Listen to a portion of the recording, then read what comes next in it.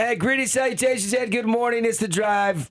It's a Monday, fun day here on the Fan Sports Network, and we are locked and loaded. We love our Mondays. Devin, Dixon, Paulie Ratliff, Tara Atkin. We are here, awake, ready to rock and roll with you and rewind what was another great sports weekend. Man, I crammed a lot into this weekend, Paulie. I don't know about you. I think you guys crammed a lot into this weekend by going to that hockey game last Friday night. But I slept after that for a long time, so I didn't cram as much as you, buddy. So you were on the forefront this weekend, sports wise. Yeah, well, I don't know about that. I was watching my daughter's soccer game Saturday. Oh, okay. And then I was watching drill. Oh, yeah. So high school sports on the forefront. In the America First Event Center, the AFEC up in Cedar City. So I wouldn't say I was, but I was watching Army Navy on my phone. There you go. Saturday afternoon. But then Sunday, just little golf in the morning. Missed you guys. That's right. Not surprised Paul didn't show up. Not a shocker whatsoever. Not a shocker, but yeah. This is why I never invite you. Okay. This for exact reason right I didn't know here. it was going to devolve into this. Yeah. Well, I was going to be there. I was just tired. I had a rough night of sleep. I texted you at like 4:32 a.m. and was like, I've been up all night, you know? Yeah. It doesn't sound like you're really buying it. No. We didn't play till 11 a.m. on Sunday. So, but that's okay. If you need Tara to hold your hand and show up with you and bring your crackers and your little binky, then we can arrange that. You know? Yeah. Gosh. K-Man shows up. He did. No, Paulie. I'm happy. He wasn't. K-Man show. Tara was out of town. She has an excuse. I had an excuse, yeah. But I would have been there. I was bummed. tired is not an excuse. Not an excuse. Okay. No. Just for the record, for future reference, if you are lucky enough to get an invite Another again. invite. Another one? Oh, Yeah. Yes. I even brought extra golf balls thinking you would show up. How many did you bring? Like He 3 went to extra Costco sleeves or and bought something? a whole case big of box. them. Yeah. 48 pack. There you go. The Kirkland balls, right? Make sure, because you don't care if I lose those. The bright right? yellow one, so you can find them easier too. Yep. Oh man, good weekend. Where do we start? Week 15 in the NFL, I guess. We'll get to that. We'll get to top tweets. We'll get to the best thing everybody saw first. So lots to get to here in the first hour. I love our Monday first hour because you just kind of go where you go, and there's just so many storylines, and I'm all fired up. And let's do best thing from the weekend. There's a ton to choose from here, and I don't know where Tara's going to go. I don't know where Paul's going to go, but I know where I'm going with the best thing I saw this weekend.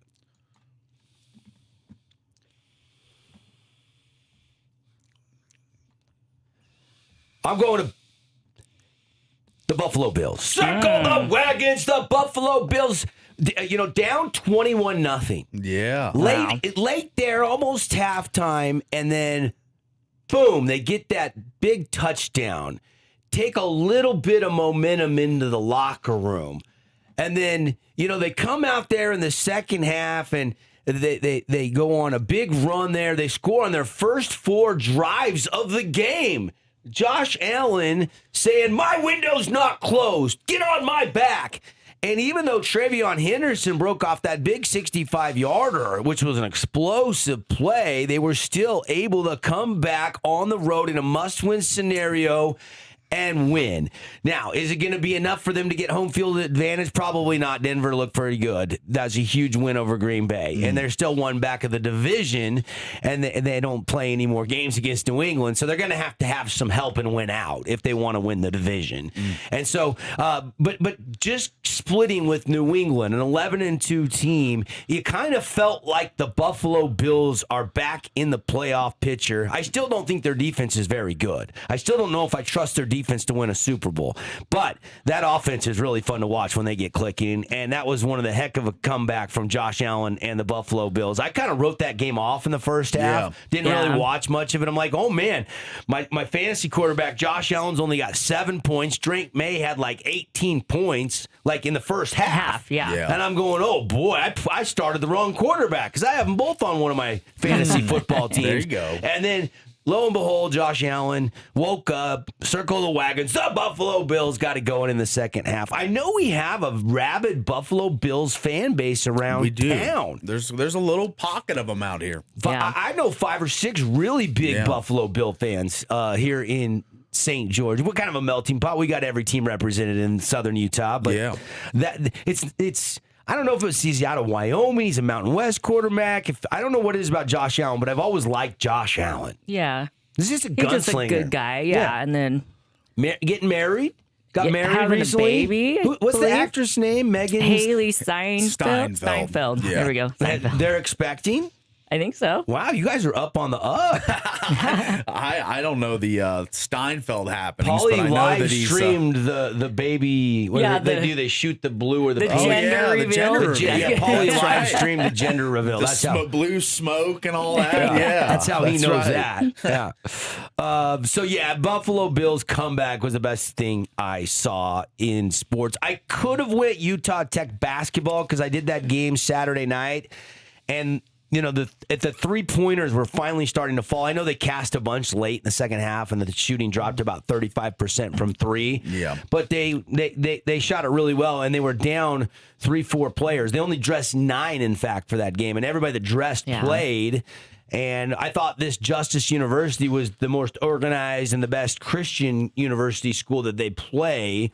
They were 5-2, and they destroyed them by 41. It wasn't even close. So that was nice to see. And now we got a big week this week with Weber State on the road and Creighton on the road for Coach Judkins and the Utah Tech men's basketball team. I could have went Gonzaga over UCLA. I really enjoyed watching that game up there in the battle in Seattle in Climate Pledge Arena. Yeah. I was kind of scoping out the backdrop because I'm going to go to Climate Pledge Arena this Friday, and I've never been in the new building yet. So I was kind of checking that out with that Gonzaga UCLA game after I got done Saturday night doing that Tech basketball game because it didn't start till 9:30 Mountain Time, which was awesome for me. Because I felt like I could just sit home and relax and watch a basketball game. I don't think I'd watched a full college basketball game for a couple weeks. And it was nice to just sit there late night and nobody around bugging me. Didn't have like 80 kids over at the house this There you weekend.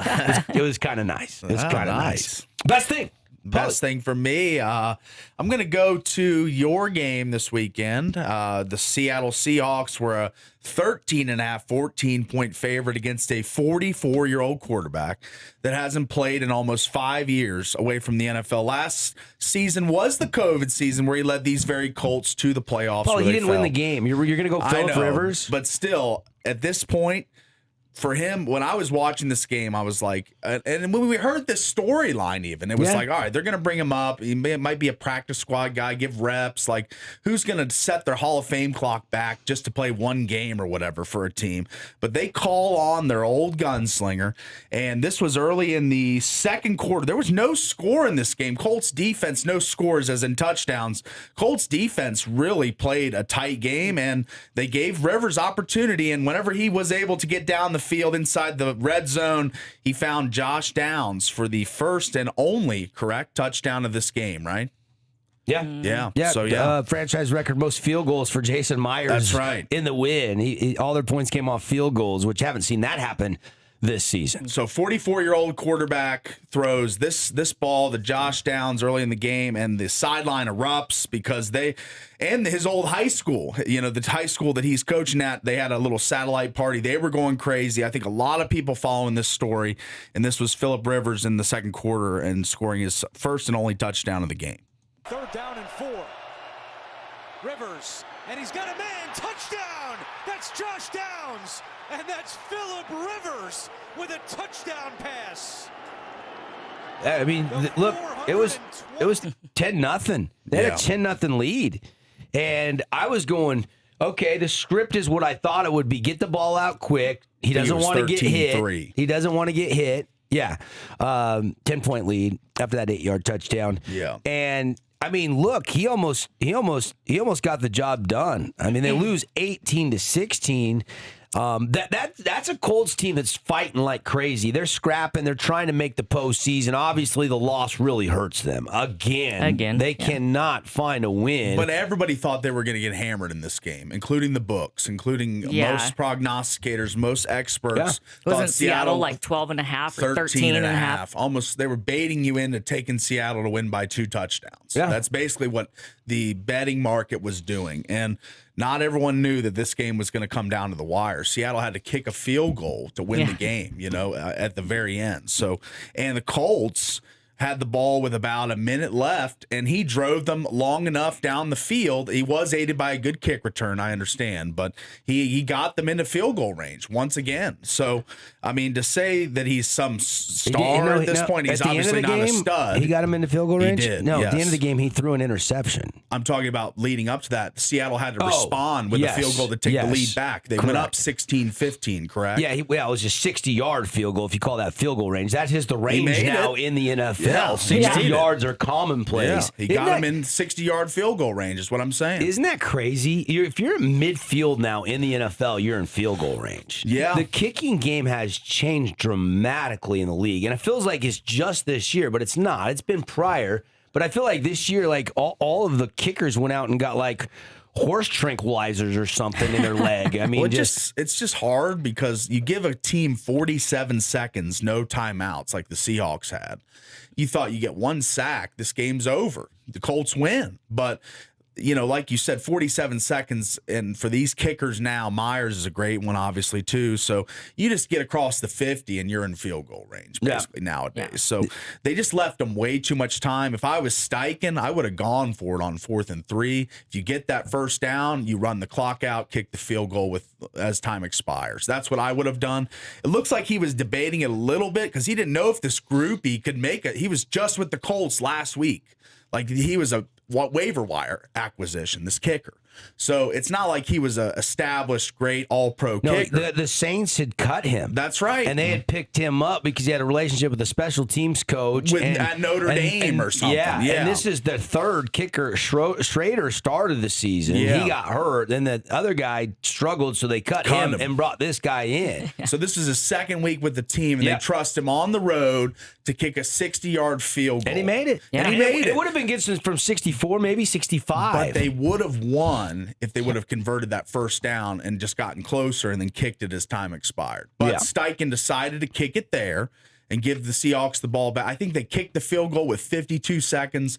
5 seconds ran off, 47 seconds when the Seahawks got the ball. Yeah. Too much time for Darnold and co. Yeah, so 2 completions and you're already there. It took them like 5 seconds to get in field goal range. Like Colts were playing a soft coverage and they were just letting huge pockets of space and they went down the field quickly. I will say really good performance by the Colts defense. Yes. Really good performance by the Colts defense. I mean, that's a team that was playing like that was a playoff type game. Yeah. And people were like, oh, how'd Seattle barely sneak by? Like, if you didn't watch the game, that was a heck of a coach job by Steichen and those guys. And the offense and defensive coordinators. And they did. They rallied behind Rivers. People were like, oh my gosh, maybe Seattle's not as good. No, Seattle's, they grinded on. You saw Mike McDonald's, I don't know if you saw Mike in the post game, but he was like, good teams find ways to win. Doesn't matter how they look. The win's a win. Like it was really a gutsy win for Seattle. And Jason Myers was perfect. Franchise record with all those field goals.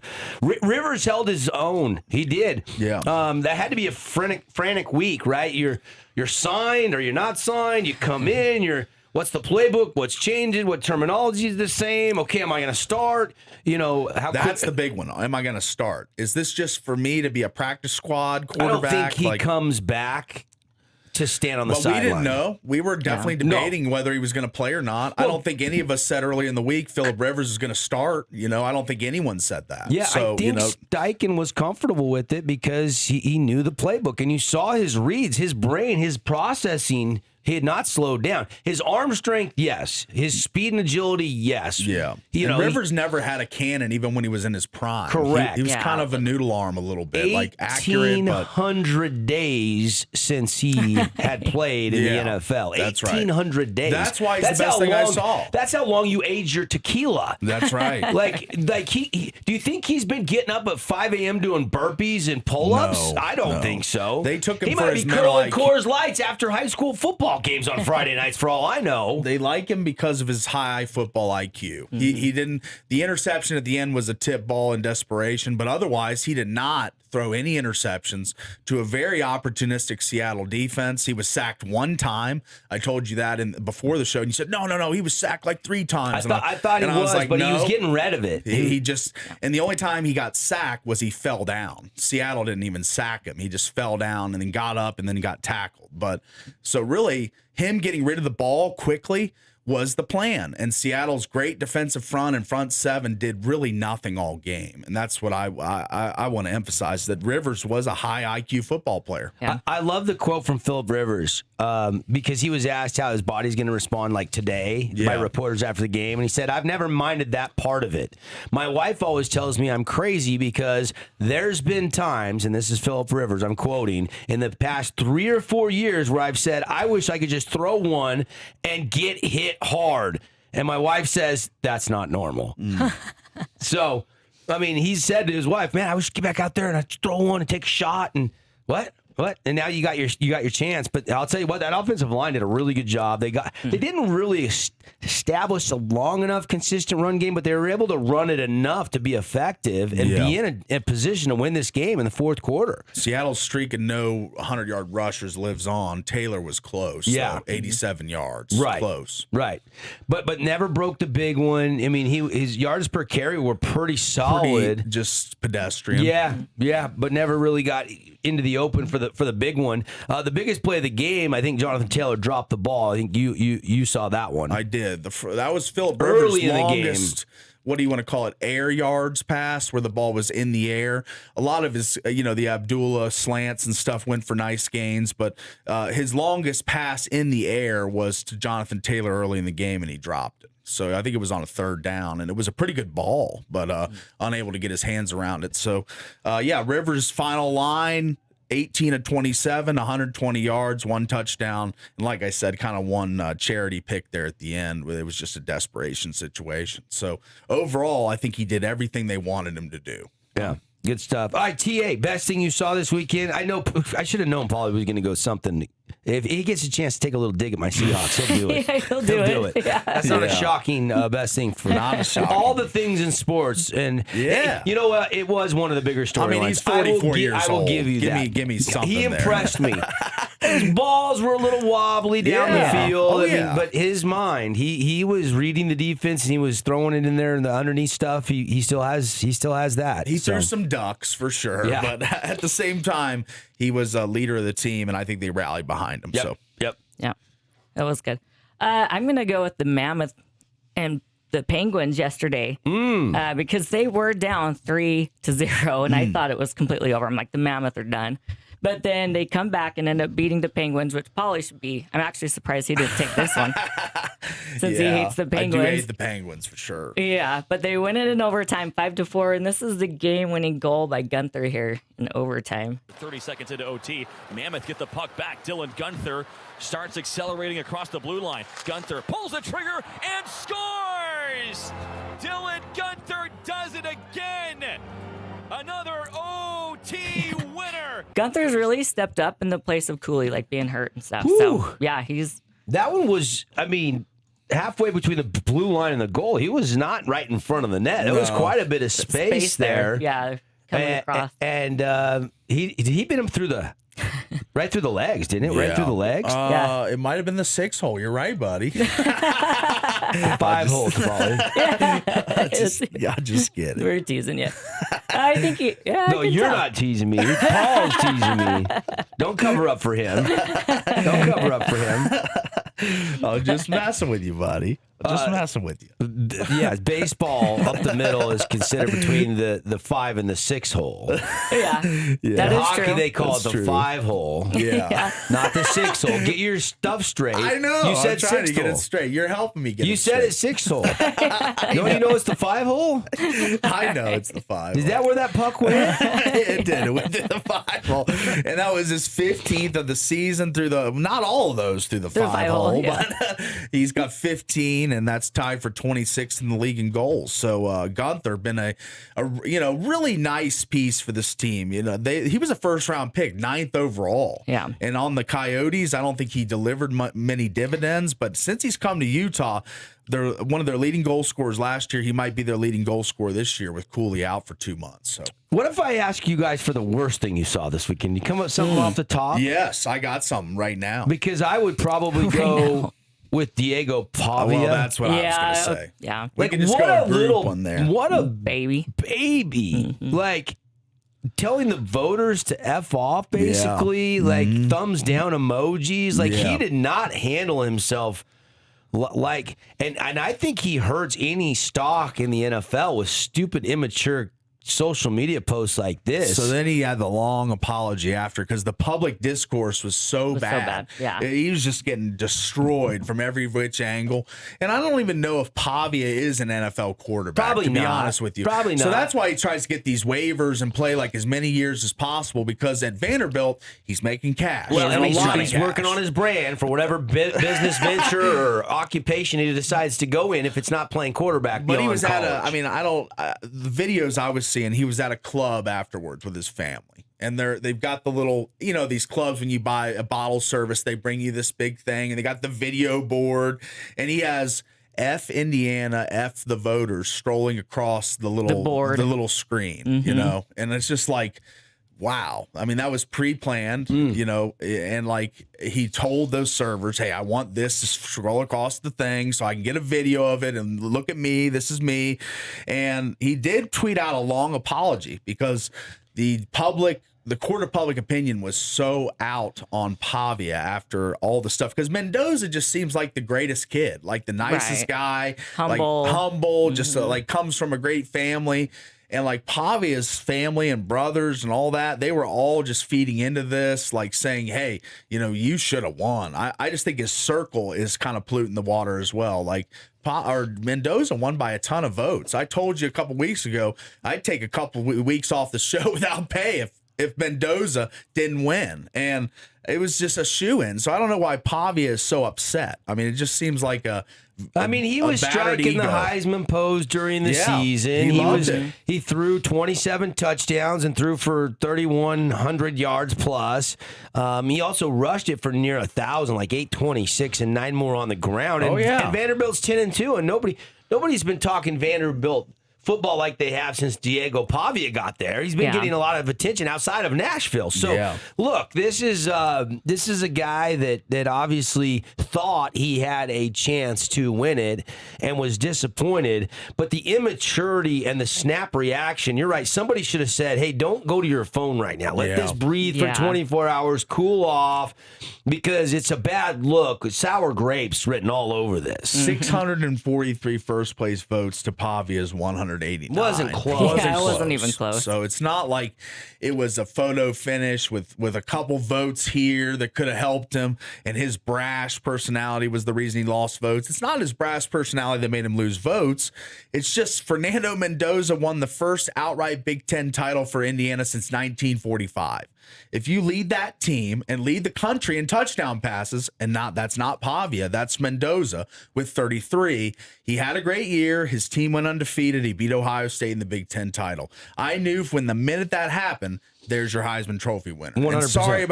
And sorry to Pavia if he thinks he should have won it. I mean, I was a Pavia fan because of his start at New Mexico State, working his way up through the transfer ladder, ends up at Vanderbilt, brings them to their greatest season in however long. But this is kind of made me out on him. Yeah, I'm out on him now. Well, so. he said it in his apology. I don't want to take anything and distract from our bowl game and from my. Well, you already did that, buddy. That's why you're doing an apology. In his rationalization, he says it in the same apology. I've been doubted my whole life. Every step of my journey, I've had to break down doors and fight for myself because I've learned that nothing would be handed to me. My family has always been in my corner. My teammates, my coaches, and staff have my six. I love them. I'm grateful for them. He's trying to suck you in, make him feel. I know. Yeah, He wants you to feel bad. Me. What happened at the club with the bottles and the F. Mendoza and all that stuff? Show some humility. Yeah. Go have a good time. You were a finalist. A lot of people can say that they were a finalist, invited to the Heisman ceremony. Enjoy what you've accomplished and be humble. There's no, to say F the voters on social media is just a horrific thing to do. It shows me that he's not ready to play in the NFL, that he's not mature enough, even though he's been in college for how many years? Long time. 6 years? No, I'm kidding. 6 years? And didn't he start at like New Mexico military or something? New Mexico State. Yeah, he was an Aggie. My goodness. Yeah. Crazy stuff. It's definitely a little spiteful. Where's my pinky, my papa? But he says, I wouldn't want to distract. Uncle Polly. I wouldn't want to distract anyone from the quest at hand. I look forward to competing in front of my family and with my team one more time in the ReliaQuest Bowl. He took a shot at Fernando. He took a shot at the voters. Yeah. He looks like an idiot. He has to do a formal apology. He's trying to say, I've been doubting my whole life to win you back over, save some face. That's right. Not buying it. Not buying it. But what else is he supposed to do? Maybe he was a little after the ceremony or something. Maybe he wasn't thinking clearly. It looks as if. Maybe, Yeah. All right. Off and running. Love our Monday Fun Days. We'll take a break. Come back. We got top tweets. We got big deal, no big deal to get to, plus a bunch more storylines. We haven't even hardly scratched the surface of the stories we've got for you on the drive from the Findlay Hyundai Studios. Good Monday morning to you. We'll be right back.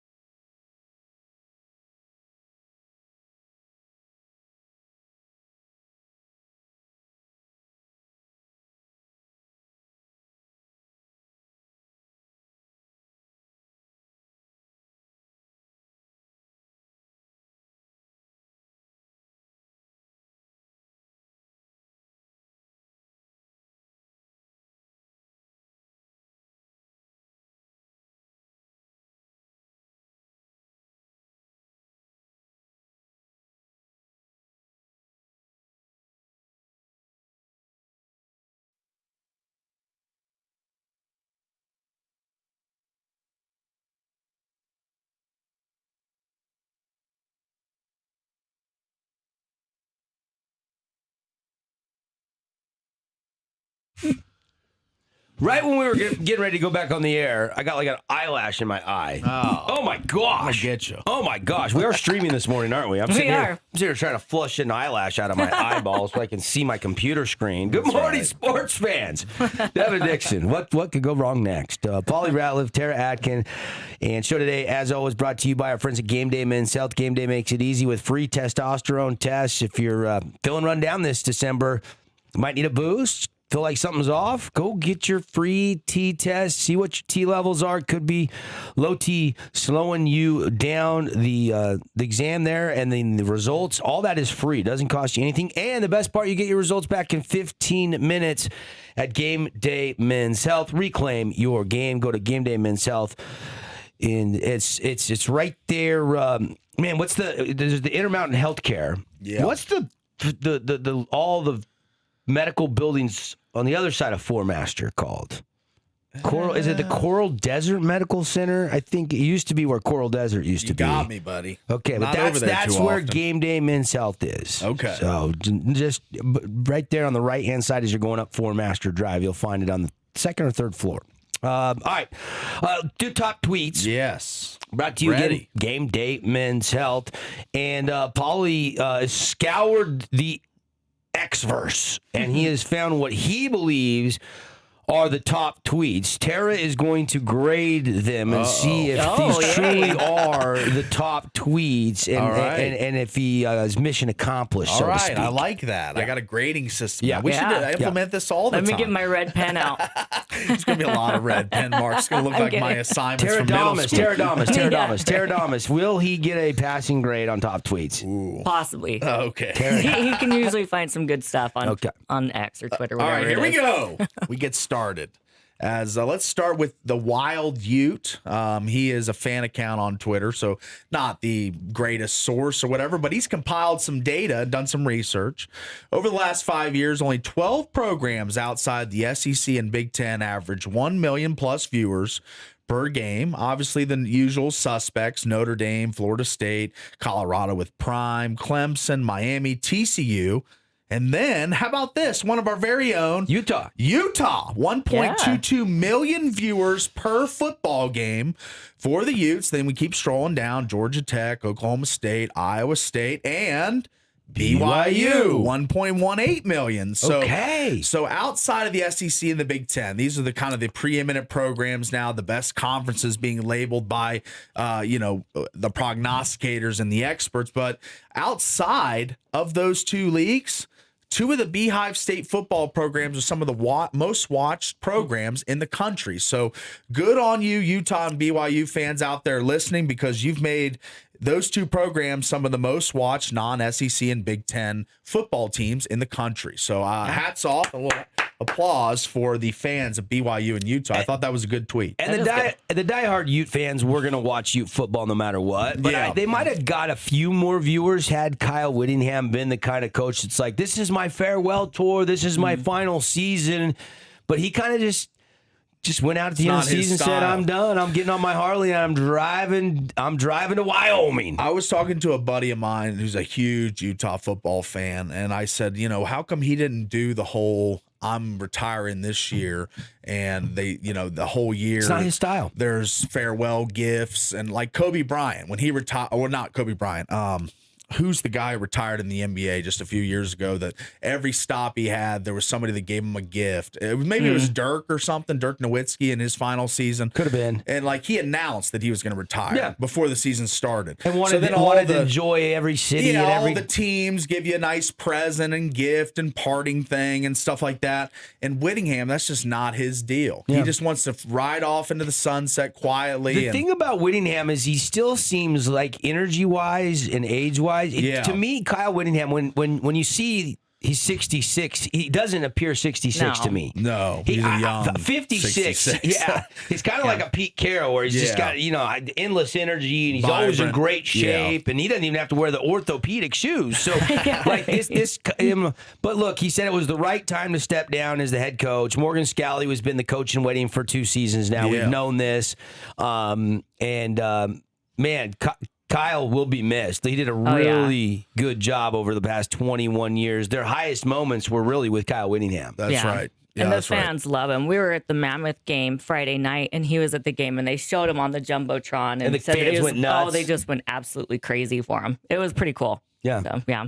Good. Did he have good seats? I hope he had he good was row seats. one. Yeah, he was. Yeah, of course. He was row He was one. right on the glass. Yeah, he was. So I'm sure Ryan made sure he had some good seats. Yeah, so sure. Utah could recognize him. That's right. See, then that's the smart thing that Ryan Smith does. That's why I think he's a good owner. There's little things like that. Like that. He makes. Yeah. If you pay attention to details like that, those matter to Yeah. the fans. That's right. So I agree. I mean, he even tweeted Ryan Smith, who is a BYU guy, right? Right. So he Utah football put out the post with Whittingham giving his farewell, and Ryan Qualtrics, another top tweet here, absolute legend, gave so much more than he ever took.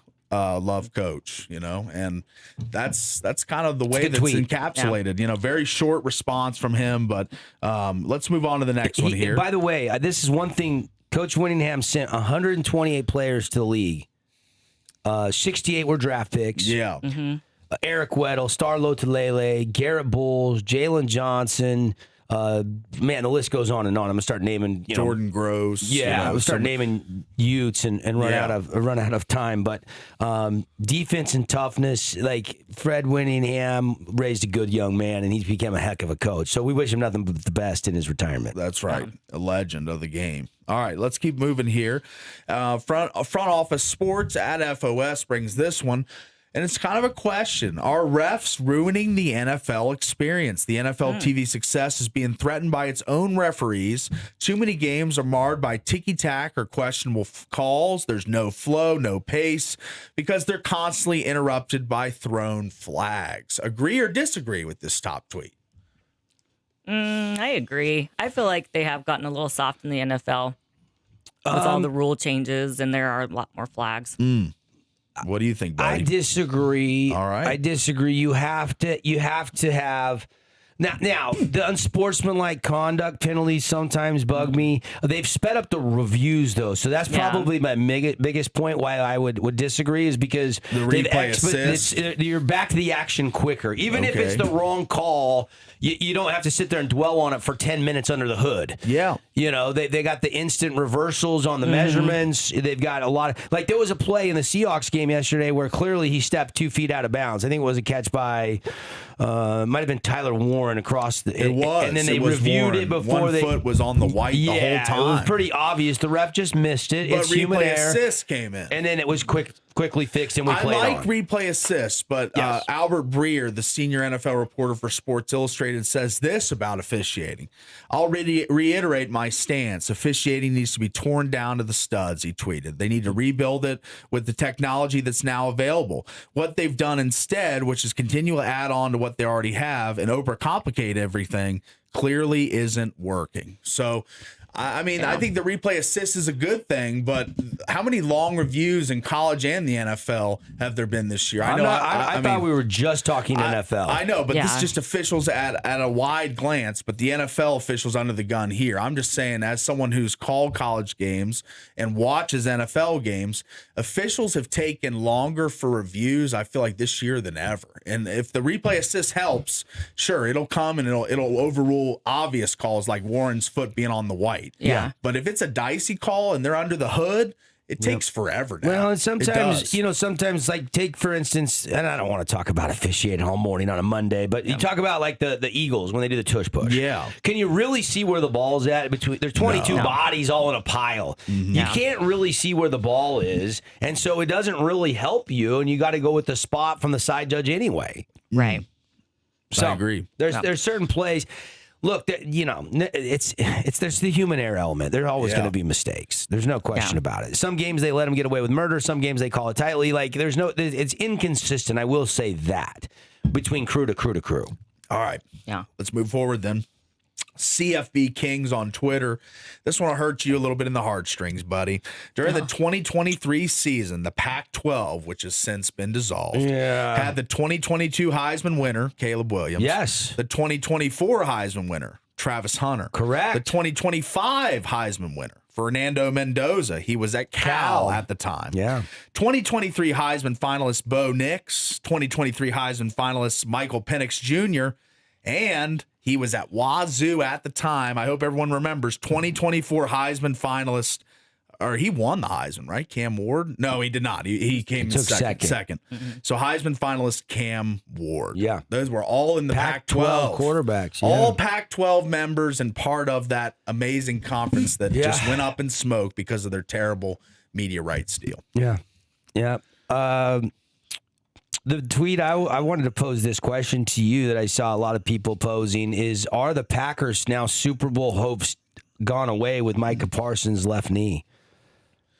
A lot of people reacting to that, especially Packer fans trying to figure out if they can still get it done without the most pressures in the league. The most pressure since he's come into the league. That's right. I think 65 this year, which is the most in the NFL, and 335 since he came in the league in 2021. So he gets after the quarterback. We all know that. Yeah, that's right. I agree. And how about the reaction to Parsons and Mahomes, two superstars in the NFL, both with apparent ACL tears yesterday? Yeah, brutal. Yeah, it was crazy. I got one on the Chiefs. Speaking of front office sports, the Chiefs dynasty is over, and Amazon's Christmas game loses more shine. Kansas City was officially eliminated from the NFL playoffs, marking its first absence since 2014 and ending a run that included 3 Super Bowl wins and 7 straight AFC title game appearances. And also, it was my predicting the headlines Friday on Monday. I said the Chiefs would be eliminated, and they are. Yeah. So this is hard for a lot of people to grasp. Like, how can a team with all this talent and Andy Reid, but every dynasty comes to a close, and that's the truth about this. Mahomes getting hurt is another thing in itself, but even before that, I thought the Chargers were going to win that game. So this team just never was meant to be this year. The Chiefs, just the construction of it, the offense is obviously missing some star power and some ability to make plays. Kelsey's past his prime at this point. Their running game is non-existent. So the writing was on the wall for the Chiefs. I feel like after they lost to the Jaguars on Monday night, that's when I said this is a different team. Yeah. I mean, a real Chiefs team does not lose to the Jags. So, by the way, most of that was the one game that you thought still might mean something on Christmas Day, because you have the doubleheader on Netflix. Yeah. You have Dallas and Washington. Yeah, I'll be at that game. After Dallas's Sunday night loss and Washington's meaningless win. That game didn't mean nothing. Detroit, they'll be fighting still. They're still mathematically alive, but after their loss against the Rams yesterday, they've got some work to do and they need some help, and they got to win out. And they'll be in Minnesota. And then that Christmas night game was Denver at Kansas City, and now it's going to be former Wazoo quarterback Gardner Minshew. Yeah, throwing the ball around against Bo Nix. Okay. All right. I got one more, and then we'll wrap it up here. We've kind of gone a little long. How about this one from the NFL Plus as Trey McBride? Are you aware of what he's been doing? Yes. He is the first tight end in NFL history to have 100-plus receptions in back-to-back seasons, and he's 16 away from the all-time record. He's a beast. Yeah, he is unreal. I said week 6, he's the best tight end in the league right now. I mean, and it was obvious. It was obvious there was nobody statistically that could do what Trey McBride was doing. Yes. It's just he gets buried in the desert because he's playing for a crappy Cardinals team. Yeah. Well, it's not. Yes, they're bad, but they've had some injuries. I mean, Marvin Harrison, and obviously the Kyler Murray situation looks like might be the beginning of the end for Kyler Murray down there. They go with Brissett over him, and obviously they're in the same division with 3 playoff teams: Seattle and L.A. and San Francisco. I mean, three teams it looks like are going to get into the playoffs from the NFC West. He's got 3 weeks, and he only needs 12 catches. He's at 104 right now. He needs 12 catches to tie the record, and then 13 to break it. Yeah, and he's got 3 weeks to do it. I think this record will be broken, the single season tight ends receptions record. Yeah, but wouldn't surprise me one bit. Who owns that? Tony Gonzalez or Kelsey or Kittles? Who owns the record? I can't remember. It does not say. Let me find that. Career. Hold on. I believe it would either be Antonio Gates or Tony Gonzalez. Going back a little bit for the record. Yeah. By the way, Puka Nacua also had a career day yesterday.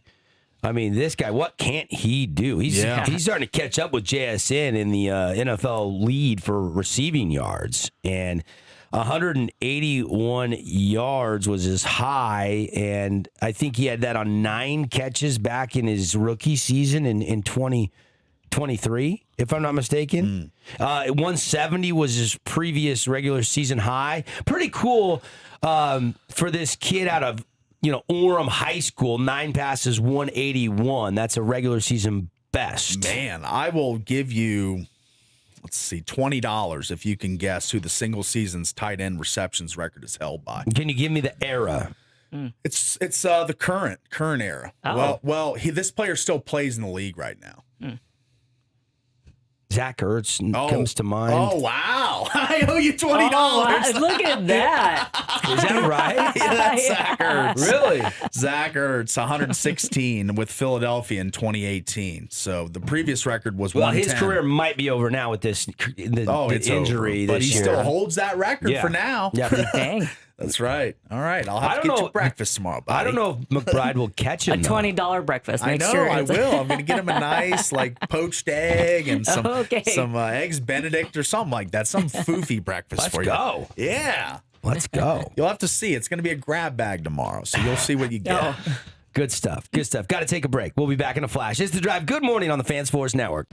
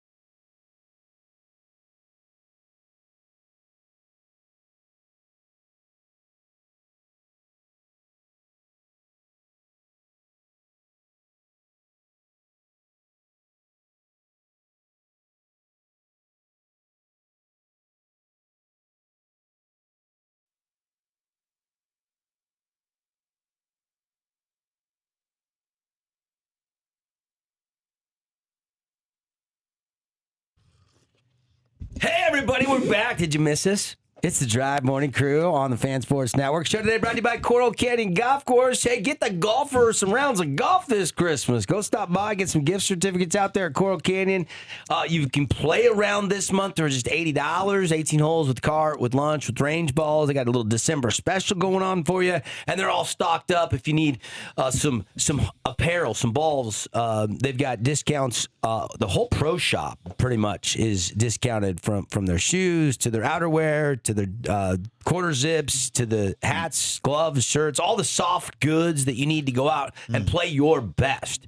And Coral Canyon has you covered. Book your tee times, coralcanyongolf.com, or just give them a call, 435-688-1700. The local sports scene from over the weekend, Paulie. Yeah. Of course, Utah Tech basketball winning. Easy cruise control win. They win 89-48 over Justice University, which you're like, who is Justice University? But you need some of these games. You know, you can't go play at Arizona State, go to the Hawaii tournament, go to South Dakota. You can't go play all these other games, Creighton, Weber State on the road. You got to have some home games. It's just like when Arizona plays Utah Tech. Correct. It's the same paradigm. Yes. You got to have some home games for the fans. That's right. And there haven't been that many. They've been road warriors, and so you got to have the Bethesdas and the Justice and the Noble Universities because they'll come in and play you on your home floor. That's right. And with only 9 guys available, Utah Tech shoots 54% from the field, hits 10 3-pointers for the second game in a row. They did that in the 10-point loss to Santa Clara. Yeah. And they win the game. And it was, I said it during the broadcast, I felt like I was at a Globetrotters game because of how many dunks there was. There was so many. There was 3 or 4 alley-oops. Belonga had a monster dunk. Madiba had a couple. Potter had a couple. The list goes on and on and on. Like, it was a dunkathon. Yeah, that's right. At the Burns Arena. I was bored up, and I remember that phrase being said a few times. Dunk fest, Dunkathon. Dunkathon, yes. But dunk. Belonga had 19, including 5 of their 10 triples. Probably Noah Belonga's best game. It goes 7 of 15, 19 points, 8 rebounds, 2 assists, 3 steals. Did have 4 turnovers, but you really played this game without a true point guard. Belonga's not a true point guard. Madiba Owan is not a point guard. Tanner Davis is really not a pure point guard. Chance Trujillo is your point guard. And Marvell Allen is a point guard. Boston Harker, Hunter Shank, some of these other guys that have been on the roster that weren't playing, those guys are your point guards. So they were without a true point guard in this game, and it was no big deal. Here's one of the highlights from the game. Is this the radio call or is this the ESPN Plus call? This is Rod on the ESPN Plus call, I believe. Let's see. Ooh, he had a cutting hole. Barrett, free ball right down the barrel. Yeah, Barrett, he's starting to stroke it too. Yeah. Going back to the Santa Clara game, I think he had 6 threes in that game. So he's really found his confidence and strokes. That so that's career good. high in the Santa Clara game. Backed it up with 3 of 6 from distance in this game. So Belonga and Barrett had 8 of the 10 threes between the two of them. The other one was Tanner Davis, and then Juice Holt hit 1. And they actually cast some bad ones late just because the game was out of hand and guys were just open, so they shot them. They were sitting above 40% from the 3-point line until about the last 3 minutes of the game, and then they slid down into the night. 10 out of 28 from distance, 35.7%. But nice night when 5 guys are in double figures. Dallin Grant had 10. Nice to see him get some extended minutes. Domingos had 8. Vandermite only had 2, but he played 14 minutes, had 5 rebounds. So he got his most extended minutes of the season and looked pretty good, even though he didn't shoot it great. He looked pretty comfortable out there. Yeah. Good win for Utah Tech. Also, pretty good weekend last week for some of our Region 9 teams. We had some big region games, and we haven't really had a chance to recap a lot of those. The ones, I'm not going to go through them all, but the ones that resonate the most with me are, Dixie, after starting the season 3-0, got beat up a little bit up there at that tournament at Sky Ridge. Yeah. losing 2 out of their 3. Or 3 out of their 4, including that Timpview loss. They played Timpview on the front end, and then they played in the Sky Ridge tournament for 3 days. So they played 4 games in 4 days. So that's a grind. Yeah. Pineview beat Timpanogos on a Jelani Ojegba buzzer beater. He calls game with 2.8 seconds left. I think I sent that video to the Region 9 thread, and I think you saw that one. Yeah, it was incredible. Yeah, right there. Time was running out. Crimson got Michaela Lindquist and Travis Murdoch on the Skyridge All Tournament team. They take 3rd place in the Skyridge tournament, only losing by 3 to the host school. And I heard there was a questionable no call there where the ref swallowed his whistle, where one of the Mustang players got bumped and knocked out of bounds, and they said it was out of bounds and gave the ball back to Skyridge, but he totally got bumped out of bounds and they didn't call the foul.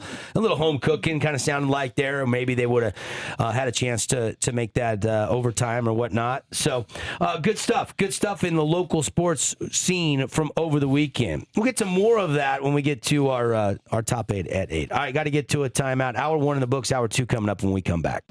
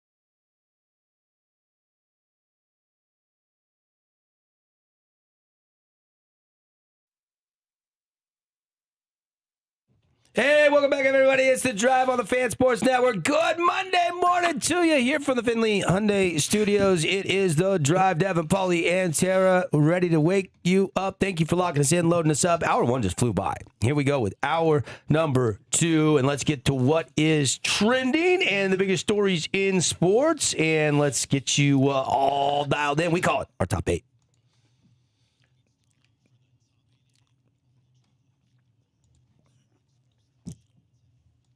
Well, if you didn't hear some knee nightmares in the National Football League yesterday, not only did Patrick Mahomes tear an ACL, but it appears Micah Parsons has as well. You combo that with Devontae Adams' hamstring, and there was some stars going down to injuries right in the middle of the stretch run here. And, obviously the Packers right in the mix. Obviously the Rams are leading the NFC. So that is something to watch. And the Rams don't have much time. They got a quick turnaround. They got to go to Seattle for the Thursday night game. So we'll have to keep an eye on Devontae Adams. He did walk off the field under his own power, but he completely just shut his route down in that game. We know Mahomes and Parsons are going to be out for the season. So tons going on there on the injury front, which obviously affects, fantasy football owners down the stretch, because for some leagues, the playoffs started this weekend. For others, the playoffs start this weekend. It just depends if you throw the last week of the season out or not in your respective leagues. I'm in 2 leagues where we throw out the last week, and I'm in 2 leagues where we don't. So I got a little mixed bag going. Obviously, our playoffs started. The only one that made the playoffs in this room was Tara Damas. Yes. And TA ran into a buzzsaw named Trevor Lawrence, who dropped over 50 fantasy points, right? TA, Yes. Any way you can... 53.53. Are you toast? I'm toast. You're burnt toast. Yeah, it's over. Burnt toast. Yeah. Yep. Right. Doggone it. It was a good run for Team Bo Jobs. It was. I had a good run. A very good run. Wait, so I don't get to drop down in the consolation bracket now or anything? I'm just out, huh? No, they might throw you a matchup. I don't know, but as far as winning the cash money, the money's gone. that's I kissed that goodbye. That She ship did kiss sailed. that dream goodbye. Yeah. But she does wear the title as the number 1 fantasy team in this studio. Yeah. Yes. Yeah. Yep. Yeah. My goodness. After Jacksonville, though, I really like my team on paper too. Yeah, your but 2 they really defenses. It was a underperformed. bold strategy, and we'll but it see didn't how pay off, Cotton. It didn't pay off. Other NFL news, Broncos kept their win streak alive. Denver beats the Packers 34-26 at home. How about Bo Nix over 30 fantasy points? 22 of 34, 304, not 1, not 2, not 3, 4 touchdowns in the win. And they got to be feeling pretty good. That coffee got to taste good in Denver when you wake up this morning. Yeah, it does. Mentioned this earlier, but worth mentioning again. It was actually Tara's best thing today. The Utah Mammoth beat the Penguins in overtime. Here is that big play. Utah was down 3-0 to the Penguins, and they finally got a couple goals and got it going, and then they push it into overtime, and they don't play again until Tuesday against the Boston Bruins. But Dylan Guenther, hello, here is the game winner chicken dinner for Utah. Mammoth get the puck back. Dylan Guenther starts accelerating across the blue line. Guenther pulls the trigger and scores! Dylan Guenther does it again! Another OT winner. Yeah. There you go. There you go. Was that Seg Media on the call? Was that the was Utah the broadcast? radio. That was Mike Folta, who I tried to talk to on Friday. He was talking to the TV guy, and we had met him at the development camp. So I'm kind of just like waiting for him to finish the conversation with the TV guy, and I'm kind of just standing off to the side a little Awkwardly. Yes, a little awkwardly. We look over, we're like, what is Paul doing? He's just standing there kind of like twiddling his thumbs. Yeah, and then I gave up because then some of these fans went and talked to him, and I was like, whatever, I'm just just gonna, but he's a great guy. He is a good guy. So, just wanted to connect with him, but was unable to. Gotcha. But that was his call on the goal. There you go. Jazz will be back on their home floor. Finally, Utah will face off with the Mavericks tonight. This is the first meeting of the season between these two teams, and the Jazz enter the night 9-15. They beat the Grizzlies over the weekend. I think it was last Friday. They won 130-126 on Friday. Keontae, 39 points in that win over Memphis, and he had 8 helpers. So good performance there from Keontae. And they are pacing nicely to win more games than last year at this point in time. So you're seeing a little bit of improvement. Of course, still a lot of Jazz fans kind of going, "Ooh, what's going on there?" After that viral video of Coach ripping into his team a little bit, saying, "I'm sick of doing this. I'm sick of saying the same thing over and over and over, and play harder." And I'm paraphrasing for the PG-13 show that we bring you. Of course, Utah, Kyle Whittingham retires, and now it is official. The Utah football team has a new coach. It'll be defensive coordinator Morgan Scalley. Yes.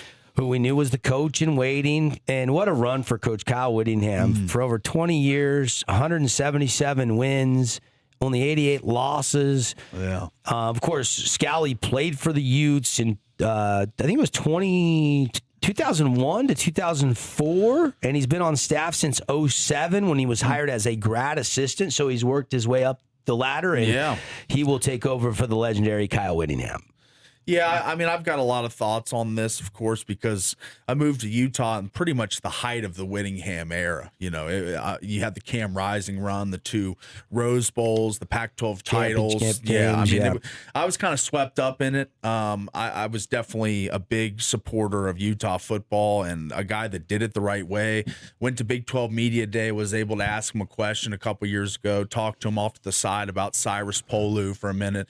Just seemed like a really genuine, authentic guy, and I could say that it's a big loss for the Utah football program. Whether Scalley does good or not, I don't know yet, but Whittingham definitely left his mark on not only the state but the country with the way he coached. So yeah, I agree. Big shoes to fill for Morgan Scalley. I agree.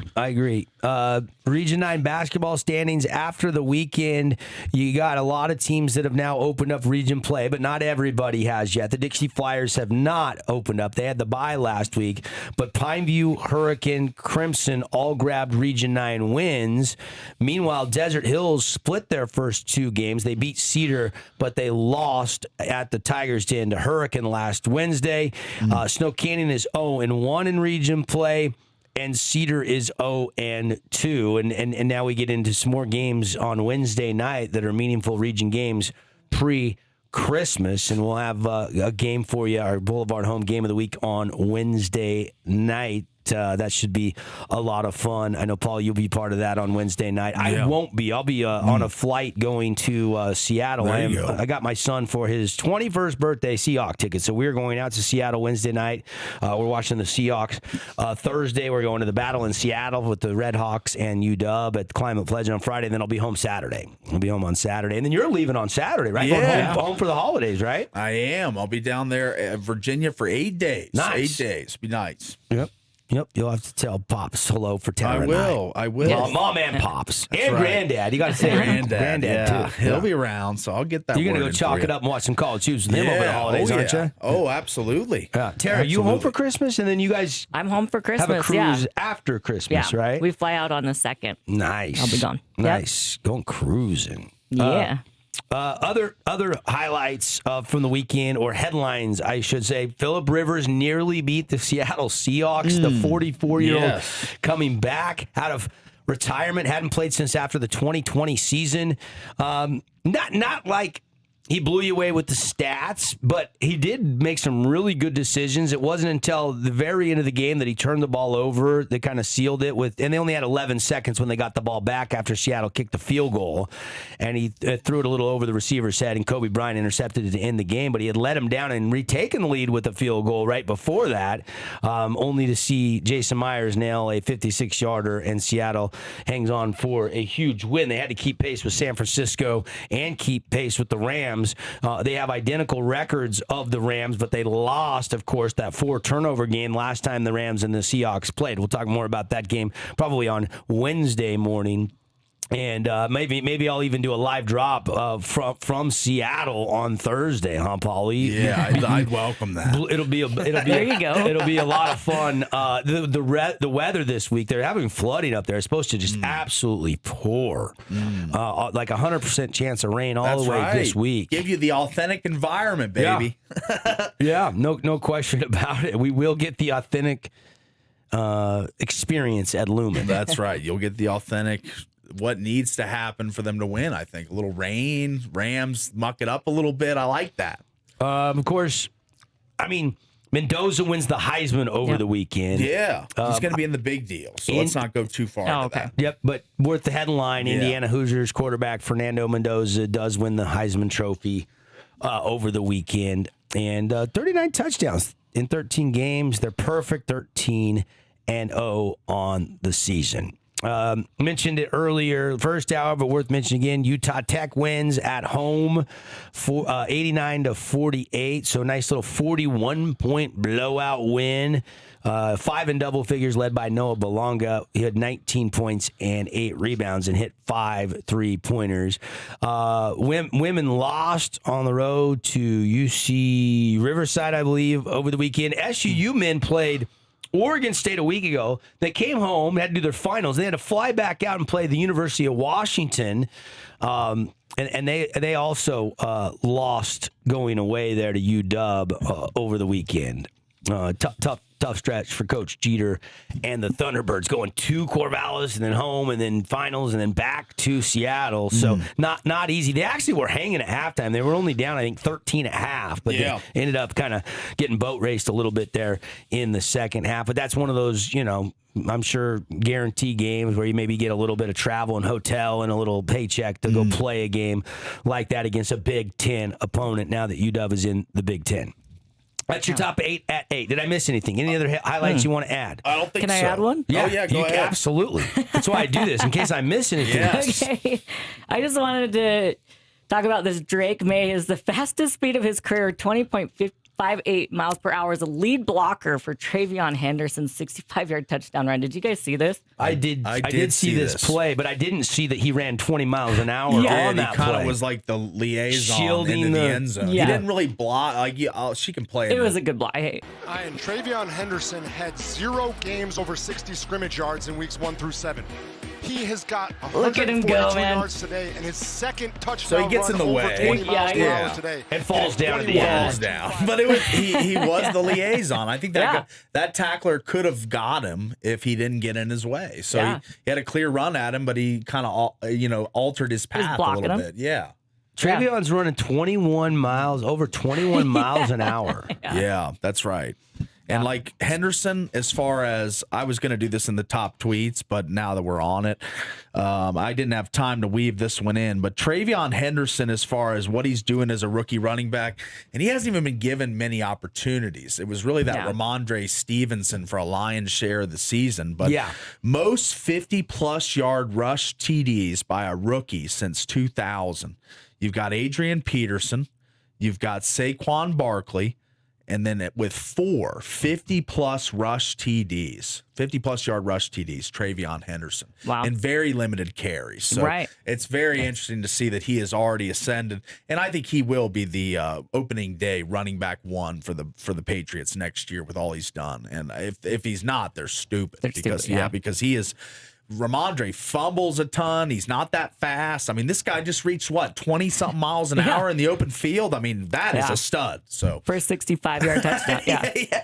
With help from Drake May, who was also clipping. He was almost 21. He was going fast too. 20.58 or something. But 20 and a half. Love it. Love it. All right, that's your top 8 at 8. Brought to you today by Coral Canyon Golf Course. Get your tee times $80 this month if you want to get out and play. Boy, the weather's been great here in December. So if you want to get out and play, call out there, see what tee times they got. 435-688-1700. Or you can go to coralcanyongolf.com. Pro Shop's all decked out with deals for the golfer on your Christmas list. Check it out at Coral Canyon Golf Course. We'll take the time out. We'll be back in a flash with Big Deal, No Big Deal on a Monday on the Fan Sports Network.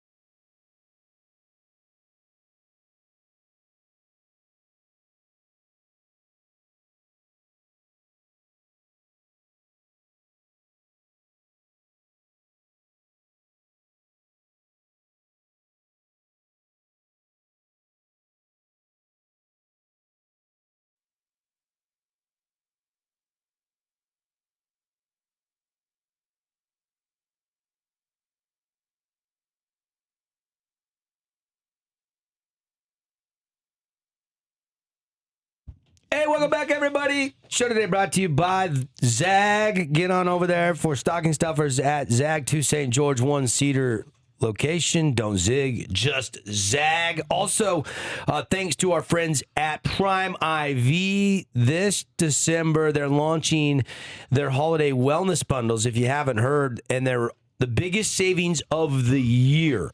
Perfect way to give the gift of wellness or the gift of health to someone you love. They've got 6 bundles that you can choose from, all discounted. The immunity, the glow, the weight loss bundle, the athletic performance bundle, if you got an athlete out there in season, ultimate wellness, or the Prime IV experience. You can go to the website and you can see what each bundle does, but you can get those. They'll make a great stocking stuffer or gift, and there's exclusive perks. They've got a free holiday gift when you buy these bundles, and they'll help you stay energized and stay healthy throughout the season. Give them as a gift to a friend or a family member who deserves a little extra love this holiday season. These are good all December, but when they're gone, they're gone. So stop by the spa or check it out on the website, primivstg.com. You can actually just purchase them right there on the website. All right, let's do it.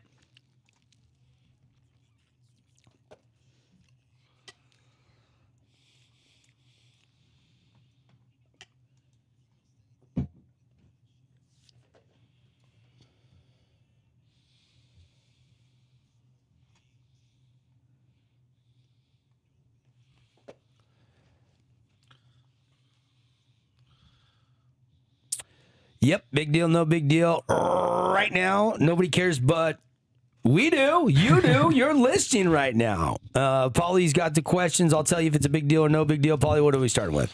All right, let's go here to Region 9 basketball. They currently garner 3 of the top 5 in the Deseret rankings, with Pineview at 1, Dixie at 4, and Crimson at 5. Big deal, no big deal. The success of Region 9 hoops in the non-region play. Yeah, this is no big deal because I think you saw a little bit of a taste of all those juniors that are now seniors. Crimson made the playoffs. Pineview made the playoffs, beat Crimson actually in the quarterfinals. We saw Hurricane get all the way to the semifinals, have a lead late, only to lose to the eventual state champs. The thing that concerns me right now is why is Hurricane not ranked in the top 5? That'd be my question as well. Hurricane is so sneaky right now. Pineview 7-2. Cottonwood 7-2. Juan Diego, they're a solid team. They're good. I mean, I think I saw them against Snow Canyon, called that game. They won really on cruise control. We got the dang kid who's really good. Looks to be a next level player potentially. Yep. I mean, Crimson 6-4, some huge wins up north. Dixie, the last was 3-0. They only lose by 66 to 51 to Timpview. Yeah. But then they lose to Farmington 63-50, and then they lose to Cottonwood 62-59, and then they finally got a win against Mountain View by 10 last Saturday. So at least they came back home and snapped that 3-game losing streak. So they're 4-3, but they played a tough schedule. I mean, they played Green Canyon and Bountiful and Provo, who was number 1 at the time in the season opener, and beat them. So I'm fine with these 3 being ranked. Crimson deserves to pop in. I think Des News probably saw what they did, taking third place at that Sky Ridge tournament. Yeah. Huge win over Farmington. Huge win on Saturday as well in that third place game. Lindquist and Murdoch both were all tournament selections. By the way, Colin Simmons was the only flyer to make the all tournament team in that tournament up there as well. So look, I mean, yes, this is great, but what about Hurricane? So I'm going to go no big deal because I think it's too early to worry too much about the rankings. I mean, we aren't even to Christmas yet. I mean, get me to like January 20th and we'll have a lot broader scope of how good this region really is. But we think it's pretty good right now. Okay. All right. I like that answer. We're going to go to the next one here. This is kind of a tweet, but also a big deal, no big deal. Evan Siddery, who does the NBA at Forbes. So he's got over 60,000 followers, and he's been following the Darren Peterson situation pretty closely, the Kansas guard. There's significant discussion around Darren Peterson, the current favorite to be the number 1 overall pick, being shut down due to a lingering hamstring injury. Peterson exited yesterday's game due to further hamstring tightness. Conference play for Kansas begins next month. Why this is a big deal, no big deal question is because obviously we've seen AJ play. And, this is kind of the guy he's battling for the number 1 pick overall. So big deal, no big deal. Darren Peterson, all the hype, all the talk of being the best player in college hoops. And we might not even see him the rest of the year. Yeah, look, I mean, he leaves this NC State game. It might be best for him to shut it down because if he's not healthy, you got to get healthy. You want the NBA to see you, healthy so you can get a true assessment of where he will go in the lottery, and he's been said to go as high as number 1, which kind of surprises me a little bit. Yeah. I don't know that I would take him over DiBanza, but at the end of the day, like, this kid's got upside. I mean, he was not getting a lot of hype until really this offseason. And he kind of burst on the scene. He's improved the game a lot. We just haven't been able to see him because he's been injured. So this is a big deal for the Jayhawks and their season. Yeah. And this is a big decision for him and his career. So I'm really interested to see how this plays out. I think this is a big deal for college hoops fans. It is. And I'm a college hoops fan. So when he makes it to the NBA, I'll see him a lot less, to be honest with you, Darren Peterson. So I wanted to be able to see this guy showcase his abilities. Not a Kansas fan by any means, but I like to see great potential realized. So for him to be able to potentially not play another game because of a hamstring thing, it really doesn't sit well with me. But this is a mercenary league now, college basketball. There's no loyalty to your school. You got to do what's best for you. Well, and it looks like Peterson will do that potentially. Bill Self talked at length about Peterson wanting to get out there and play with his boys and his squad, but the team and the training staff wanted to wait till he felt 100%. It's a Marvell Allen thing, to put it locally. You know, he's been on the shelf. He's not ready to go yet. He wants to play. He's itching to be out there with the Trailblazers, but the medical staff hasn't given him the green light. I feel like that's the same thing with this kid. But to shut down the whole year, we're only in December. I don't think that decision will be made until I think he shut down for December. I think they play Townsend, Davidson, UCF in the next 3. Yeah. Might be able to get by those 3 without him. But then in the ensuing months, they still have number 4 Iowa State. They have Baylor at number 10, BYU at number 10. They see number 16 Texas Tech, number 1 Arizona. All those conference games are coming. It's a murderer's row. Number 7 Houston. They need him. They need him. If Kansas is going to be on the national scale this year, they need Peterson. How good is the Big 12 in hoops this year? Probably the best league in the country by far. Probably. I know the SEC was last year based on tournament teams they got in. Right now, number 4 Iowa State, number 10 BYU, number 16 Texas Tech, number 1 team Arizona, number 7 Houston, all in the Big 12. Mm-hmm. To me, so far, the Big 12 has played the best basketball. Yeah, I would agree. Because Baylor's still fine. There's UCF's still a tough squad. They still have some other good teams. Yeah. So, look, don't sugarcoat it, Paulie. This is a good conference in basketball. Always has been, always will be in the Big 12. Better conference this year in basketball probably than football. It'll always be that way. Yeah. It'll always be that way. Yeah. Put it to you simply. All right, let's move to the next one. How about this? For the first time in 27 years, Peyton Manning, Tom Brady, or Patrick Mahomes will not be in the NFL playoffs since 1998. There hasn't been one of those 3. Crazy stat, but This makes me so happy, though. Yeah, I'm kind of with Tara. No big deal. That's heartwarming.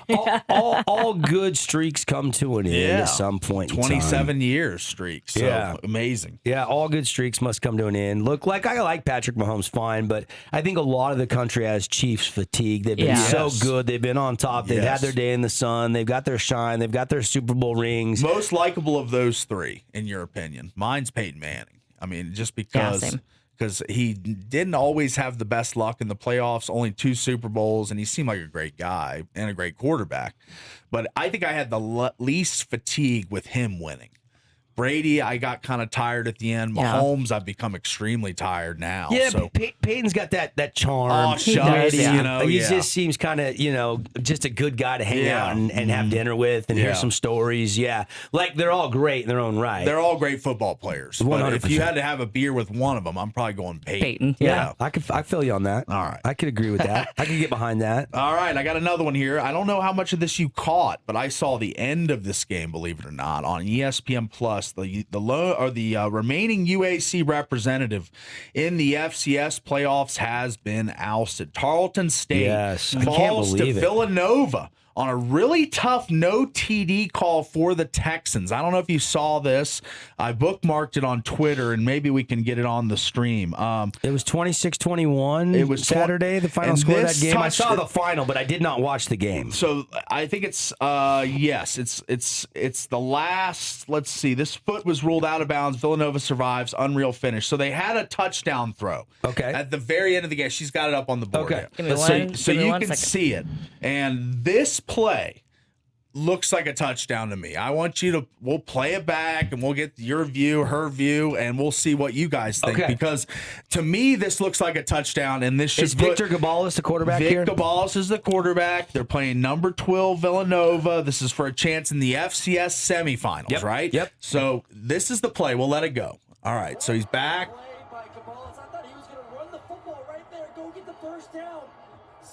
And right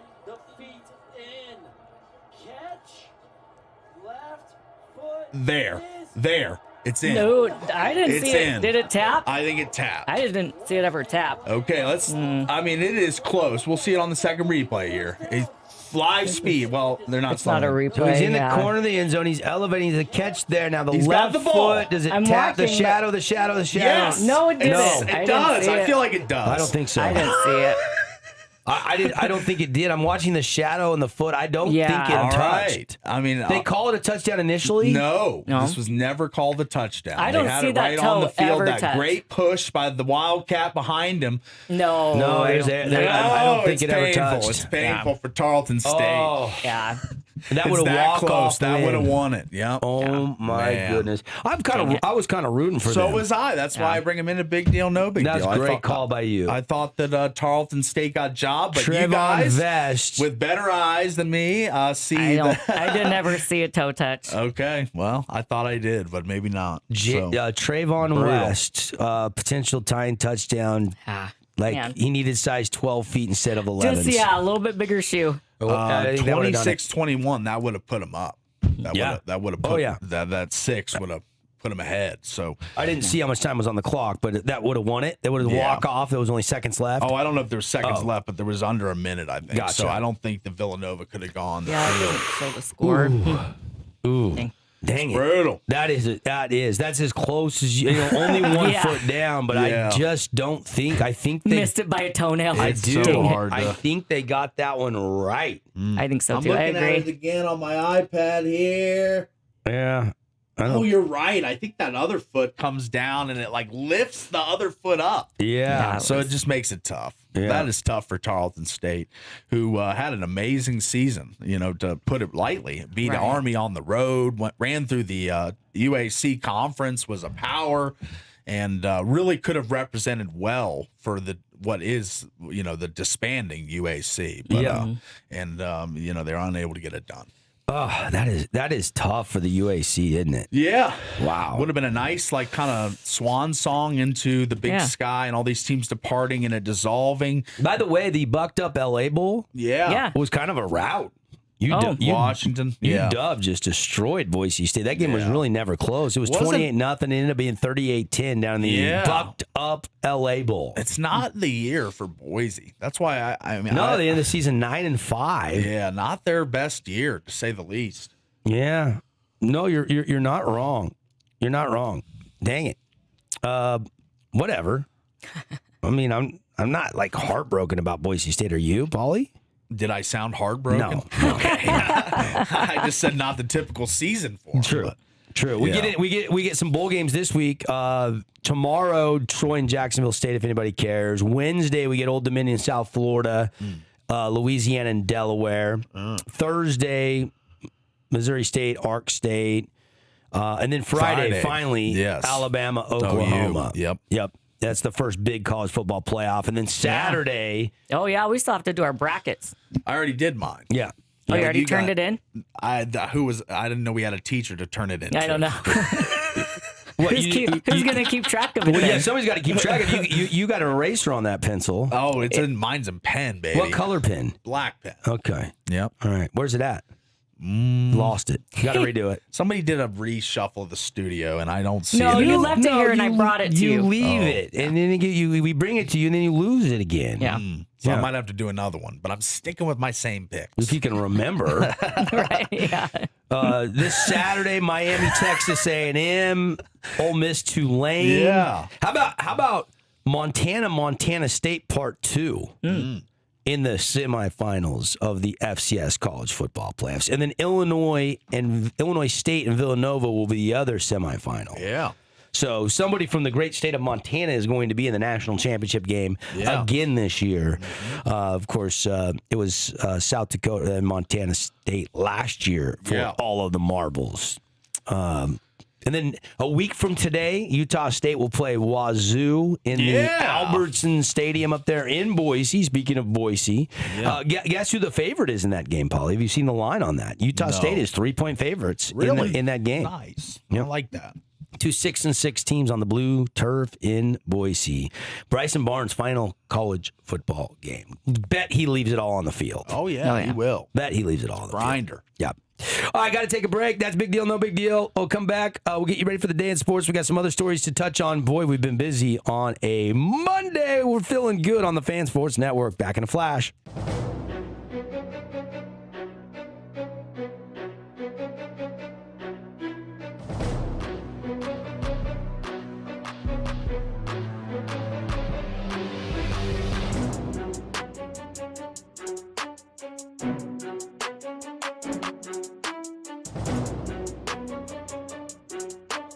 Hey,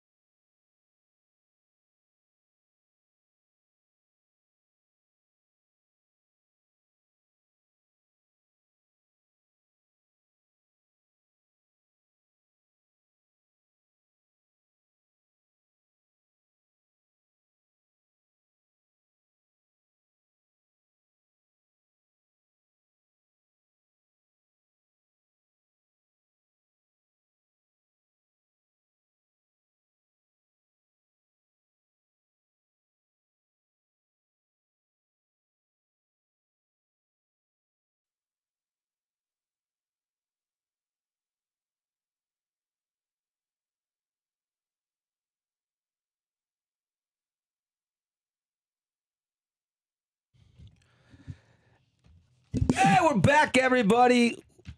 What's going on a Monday? We're going to be at Wingnuts tonight. How about it? This is our second to last Monday night football party that we will be hosting on the Fan Sports Network.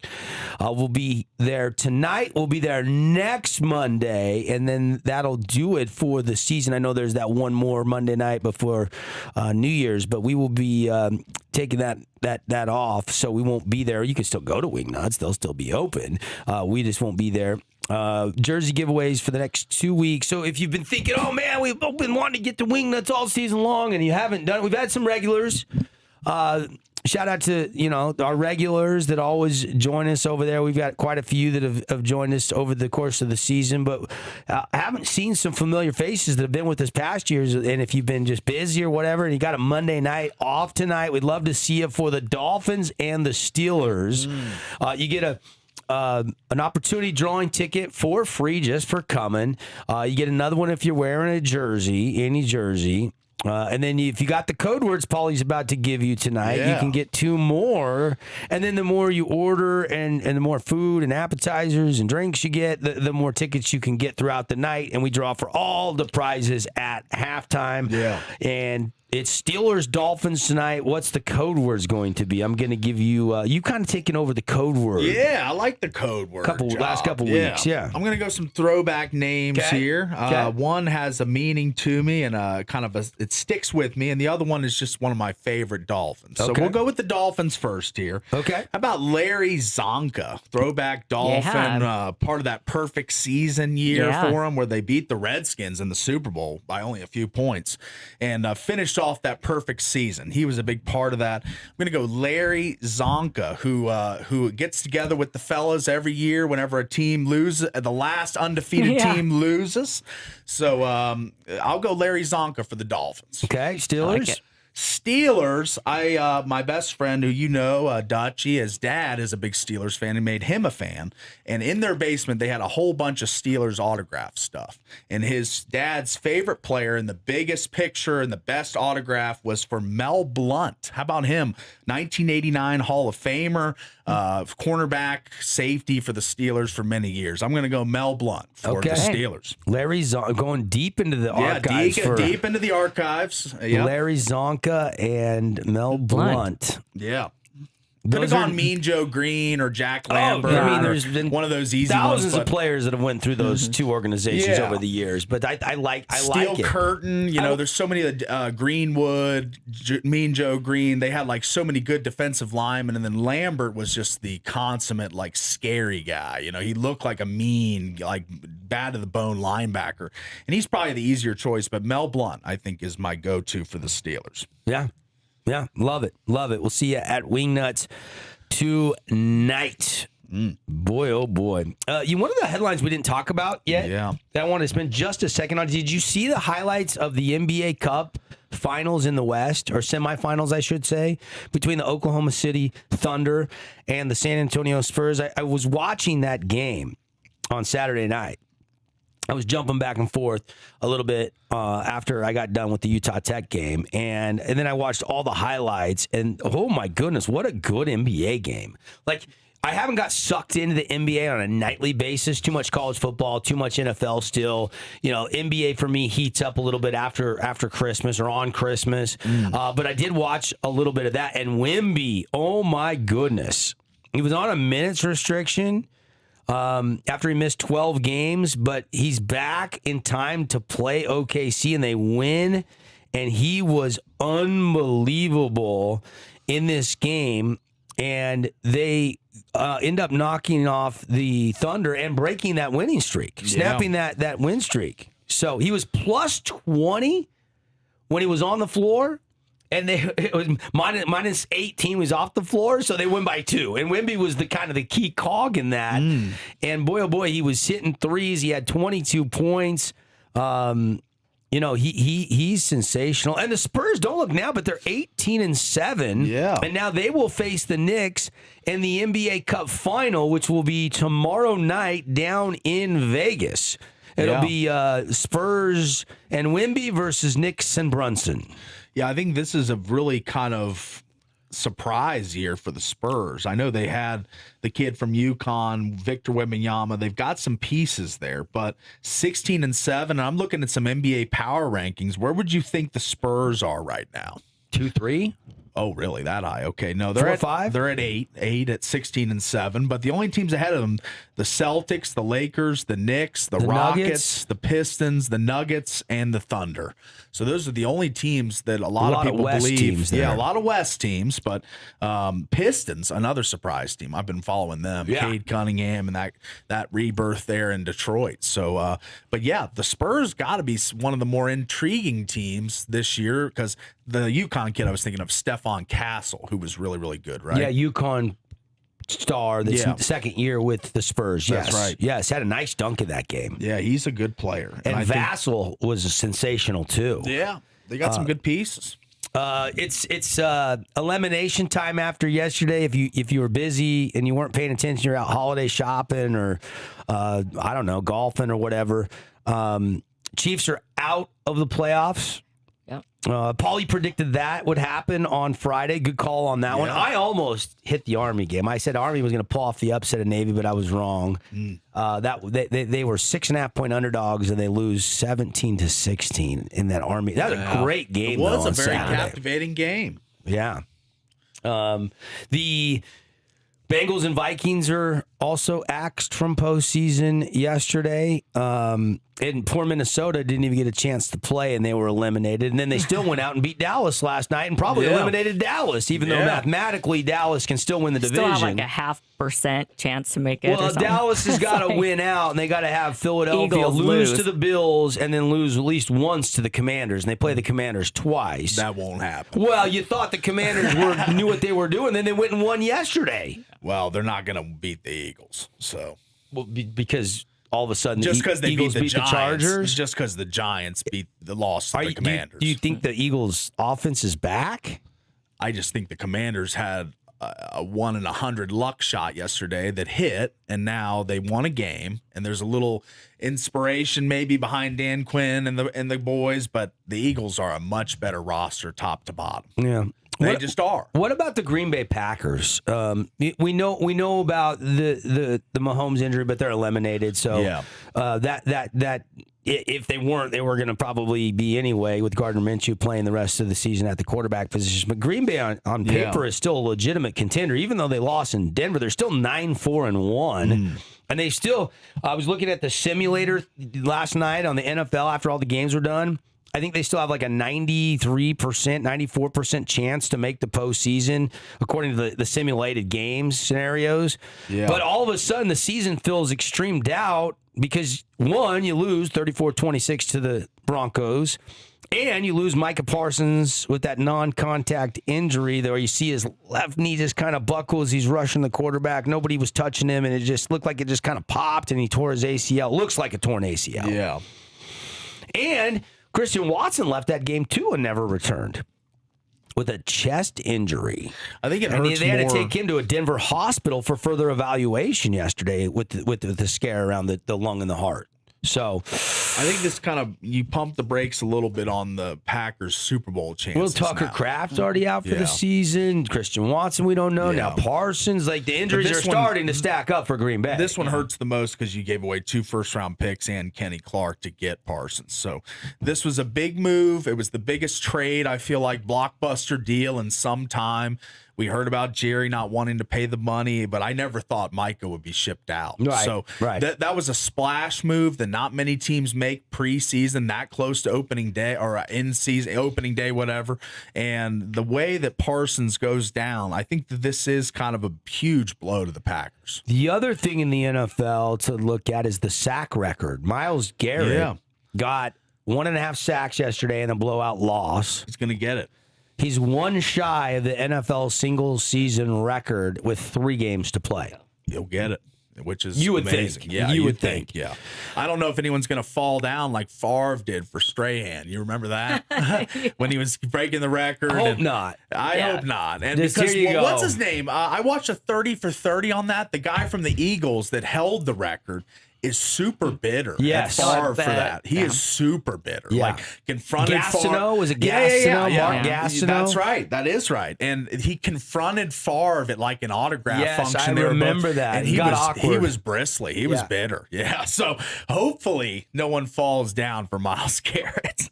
we want to see best on best. Because I remember watching that as a kid. I asked my dad, I was like, why did he fall down? I was only like 12 or whatever. He's like, oh, I don't know. And little did I come to find out, he was just giving him the record. Yeah. I mean, that's really was a aw shucks Brett Favre moment there where he just tried to help out Strahan. Any worry about Matthew Stafford was put to bed again yesterday. I mean, Puka had a career day. You know, we started this NFL season with, is Stafford even going to be available with the back? And now he's an MVP frontrunner, wild win over his former team. That is the first time. He was 0-3 against the Lions. That is the first time Matthew Stafford has beat his former NFL club. Okay. And I know Josh Allen has put himself into the MVP race, but I still think Matthew Stafford is leading that race. Do you agree or disagree with that? Yeah. I think the odds agree with you. Matt Stafford is currently the betting favorite to win the MVP with 3 games to go. His odds are minus 300. Yeah. So What's Josh Allen? It's 550. He is not even number 2. It's Tara's guy, still Drake May. Yeah. Yep, Even after the 4-1. win head-to-head yesterday, huh? Yeah. I guess they're going May over Allen for the body of work. Yeah. As per them boys, you Dallas Cowboy fans out there listening, you probably well know this. Dallas is essentially done. Yeah. Even though they're not mathematically eliminated from the playoffs, they have less than a 1% chance to make the playoffs. Yeah. After losing on Sunday Night Football to the Vikings. This has been at least an interesting year for the Cowboys. At least they've been watchable. Yeah, I with would say- Pickens and CD and Ferguson. They've got some weapons. They've been fun. They've been a fun team. Not a good team, but a fun team. I'll say that. How about the Bills, though? The Bills got to be feeling good seeing the Chiefs eliminated, don't they? Was there one? Did they throw a party and pour out a This is what Bud I've Heavy said. for the like last Chiefs? week, I was pumping this up. This is the year for the Bills. If any year, this is it. No Burrow, potentially no Lamar, and no Mahomes, who's dethroned Allen But every what year. about in the Drake May? If I'm Allen, I'm not worried about him. 4 touchdowns yesterday. I know, Yeah. but Over it's not 300 Mahomes yards. with 3 Super Bowls and 7 straight conference Against a good championship Packers appearances. team. I get it, but it's not the boogeyman. It's not Patrick Mahomes. So for him to be out of the playoffs is massive for the Bills, who have a bad defense, but still, I think Allen, the only quarterback in the AFC field that can put a cape on and will a team to victory in this playoffs. So with the current standings, with Trevor Lawrence presumably going to win the South, the Drake May and the Patriots win the East. I mean, and the Broncos win the West. Like, do you take any of those quarterbacks over Josh Allen in a 1-game playoff? I don't. That's just personally my thought. But Right now, if the playoffs started today, Broncos would have the bye. Yeah. Patriots would play the Chargers. Jags would have the Texans, and Steelers would host the Bills. okay. In the NFC, Rams right now 13-4, same record as the Seahawks, but they had the tiebreakers. They won the head-to-head matchup right now. They play this Thursday. We'll see. That could change. I'm hoping it does. But the Rams would be the one seed. They would have the bye. It would be Eagles versus Packers, Bears versus Niners, and Bucks and Seahawks. Yeah. Now the Bucks have not even clinched, and now Carolina stubbed their toe just like They the did. Bucks did. What is going on with the Saints the last No one 2 wants weeks? to win the division in the South. Tyler, they all just shock. want to lose to the Saints. I don't know why. The Saints have beat the Bucks and they have beat the Panthers in the last 2 weeks. I know. It's embarrassing for those two teams. I mean, because that the might Saints be- are full on rebuild. They traded away Shaheed. Like, they just don't have the guys this year. They don't have the Jimmies and Joes. They might have the X's and O's, but they don't have the Jimmies and Joes. I mean, there's a realistic chance that an 11-win team could get left out, like the Lions, maybe even a 12-win team like the Lions. I think because you have the Bucks sitting there, they might win the division, them or Carolina at 8-9 or 9-8. We could have a weird scenario there where a 11-12 Lions team is left out because the Bucks are going to get in, or the Panthers. We've seen some teams with bad records make the playoffs before. Yeah, I think the Ron Rivera's first season, the Washington football team at that time made it at 7-9. The Seahawks, the year the Beastquake happened when they played the Saints. You remember that game? Yes. I think the Seahawks basically climbed their way into the playoffs late at 7-9 once again. So I don't know. I think that teams with bad records that make runs in the playoffs, it's an anomaly. It doesn't normally happen. So I don't expect any team with a subpar record to go deep this year. There's too many good teams. It's interesting when you look at all the playoff simulations, the Ravens and Steelers, and then you look at that situation with the Bucks and the Panthers. Those are the interesting, because they're both 7-7 right now, are the Bucks and the Panthers. And then you look at that Texans and Jags race, looks pretty good. Jags are 10-4, Texans are 9-5, and nobody's as hot as those two teams. Yeah. So The Texans just absolutely blew out the Cardinals this week. Yeah. 40-20 or whatever, doubled them up. And really, this Patriots-Bills race down the stretch is going to be fascinating, because the Bills, with that win in Foxborough, are now just 1 game back, and they have split head-to-head on the season. So, right. obviously, Bills still need some help. Need the Patriots to drop another game. But we'll see. We'll see. Going to be fun the next couple of weeks. But we're starting to get some more clarity on the postseason. We've had some teams clinch. Like Rams at least have clinched a playoff berth with their win yesterday over the Lions. So you're starting to see some teams that have at least clinched and locked up a spot in the postseason. Denver the same. How about the Bills rooting big for the Ravens this week against the Patriots? Yes. Ravens favorites. And the Ravens will be hungry. 7-7 versus 11-3. The Ravens laying 2.5 at home. By the way, I almost went with this invest thing. Did you see the pick six? But it was a 6 intercepted by our guy, former Cougar Kyle Van Noy. Yeah. We haven't had him on the show in a long time, but a good friend of the show. Good, in fact, does his charity golf tournament at Black Desert nowadays. He's moved it here to Southern Utah. Anyway, he hands the ball off to was it Gilman? And he takes it to the house for the touchdown. Did you see that play yesterday? Yeah. I almost led with that with the best thing I saw over the weekend. Very smart veteran play by Kyle Van Noy. Give it to the fast DB. That's right. Get him going down the sideline. We'll do what I can't do, my friend. Here you go. Yeah. All right. Picks on tonight's game. Again, we will be at Wingnuts. Right. Paulie, tell everybody those code words one more time. Mel Blount from the Steelers, legendary corner, and for the Dolphins, it'll be Larry Zonka. Okay. How about that? All right. Tonight it is Steelers favored by 3.